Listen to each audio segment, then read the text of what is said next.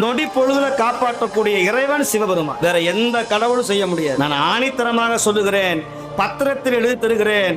சிவபெருமான் நம்பிட்டீங்கன்னா உங்களை கொண்டு போய் கோபுரத்துல எங்க விமானத்துல வச்சிருவார். ஆனால் அவனை மறந்தீங்கன்னு வச்சுங்க, அதல சுதல விதல பாதாளத்துல கொண்டு போய் தள்ளி வச்சிருவார். சிவனை மறந்தவர் எவர் வாழ்ந்தார்? சிவனை மறவாது நினைத்தவர் எவர் தாழ்ந்தார்? நான் சிவனை நம்பினேன், எங்கேயாவது கீழே போயிட்டேன்னு யாரும் சொல்லுவார் இல்ல. நான் ஒவ்வொருத்தவங்களும் மனசாட்சியை விட்டு சொல்ல வைக்கிறேன். மனசாட்சி அவங்க மனசாட்சி சொல்லும். சிவனை கும்பிடுறதுக்கு முன்னாடி எப்படி இருந்த, சிவபெருமானை வழிபட்ட பிறகு எப்படி இருக்கேன்னு சொல்லுங்க, ஒத்துக்கொள்ளுகிறேன். நான் சிவபெருமானை நம்பியவர்கள் வீண் போனதாக சரித்திரமும் வரலாறும் கிடையாது. திருமுறையை நம்பியவர்கள், திருமுறையை தொட்டவர்கள் கெட்டு போனதாக புராணம் கிடையாது.